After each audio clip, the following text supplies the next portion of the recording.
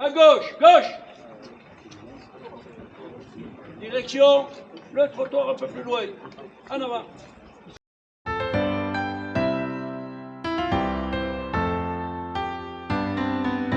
Une nouvelle cérémonie pour l'amicale du 15-9 et le groupe historique à Vallouise. Alors pourquoi Vallouise cette année? Mais pourquoi Vallouise? Parce que je me suis rendu compte qu'à Vallouise, il y avait beaucoup de militaires qui venaient s'exercer dans les glaciers, à la haute montagne. En fin de compte, c'est les coins les plus hauts. Quand on prend le dôme des Écrins, il était quand même à 4000 mètres, 4015 mètres. Donc ils allaient s'entraîner aussi bien l'hiver, l'été et par tout temps. Donc il fallait qu'ils s'exercent là-dessus. Chaque contingent, ça c'était un cérémonial. On amenait un contingent là-haut, voilà, pour leur faire voir ce que c'est que la haute montagne. Alors on a beaucoup parlé ce matin aussi du camp des militaires. Il y en a un ancien, il s'appelle Alfred Ray. Il a fait presque 30 ans de carrière et il a ouvert le camp. C'est lui qui a ouvert ce camp. Vous vous rappelez l'histoire du camp militaire Cézanne. J'ai été militaire pendant 21 ans au 15-9. Et ce camp, c'est l'adjudant Guichard et moi, sergent Ray, qui avons créé ce camp en 1964. Et la première année, on était aux Choulières. On avait retapé les chalets, mais après, ils avaient été repris par le propriétaire. Donc, on avait créé ce camp là-haut, en attendant un écoulement de personnes. J'étais allongé dans cette herbe, là. J'ai vu qu'il y avait une source. Je regardais le glacier des Violettes qui se cassait la gueule. Et j'ai dit, il serait bien qu'on fasse un camp là. Donc, on a créé la route à bras d'homme, avec Étienne qui était de la vallée, Roux, j'en passe et des meilleurs. On a créé la route, on a créé les emplacements des guitounes. On avait fait une table pour la cuisine tout en ciment qui doit y être encore. Et voilà comment s'est créé le camp de Cézanne. Voilà.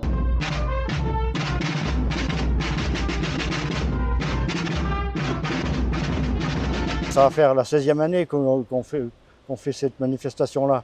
Ce coup-ci, on a voulu un peu s'exporter de la vallée de Briançon, de la vallée de la Guisane, de la vallée de Névache. On a dit on va changer de vallée. Et aussi, ici, c'est aussi joli que dans les autres vallées. En fin de compte, c'est la montagne, et quand ça nous plaît, peu importe l'endroit. C'est un colonel qui a créé cela quand le CNAM a fermé. Le CNAM, c'est le successeur du 15-9. Voilà. Et il a voulu créer ça pour toujours garder un souvenir du 15-9. Ça existait auparavant. Ça a été arrêté et c'est reparti grâce à lui.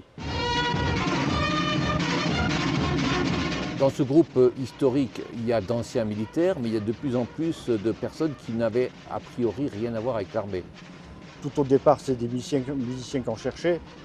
On a démarré avec 35 personnes. Dans les 35 personnes, il y avait quand même 20 porte-fusils. On avait des fusils. On avait une petite fanfare. Donc, petit à petit, les gens nous quittent. D'autres vieillissent, ils ne peuvent plus venir. Donc, on récupère des jeunes qui n'ont pas fait leur service militaire pour combler les trous, c'est le cas de le dire, pour combler les manques. Voilà. Mais des jeunes qui ont quand même une petite motivation. Oui, ils ont une motivation parce que leurs parents, leurs grands-parents, ils ont fait le service militaire, ils ont fait le 15-9, bien entendu. Et puis la plupart du temps, c'est des musiciens. Des fanfares, il en existe de moins en moins. Et c'est ce qu'on cherche, c'est toujours à garder ça. Parce que des défilés avec des fanfares, il y en a de moins en moins. Hein. Ouais. Sur le Briançonnais, il n'y en a plus.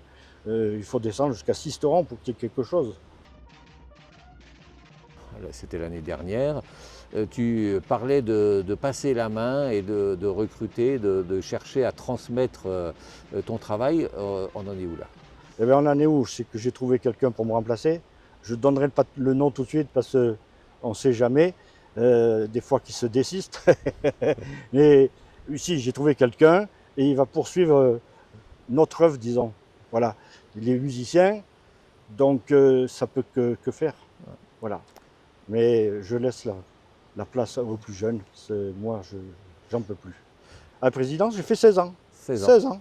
J'ai fait au départ avec le colonel, j'ai commencé comme ça fait 16 ans. 16 ans, c'est presque plus que le temps de ton engagement dans l'armée. Non, j'en ai fait 18. Je suis pas encore, mais j'ai fait autant que civil dans l'armée. au CNAM, le centre d'aguerrissement, j'ai fait quand même 15 ans là, en tant que civil.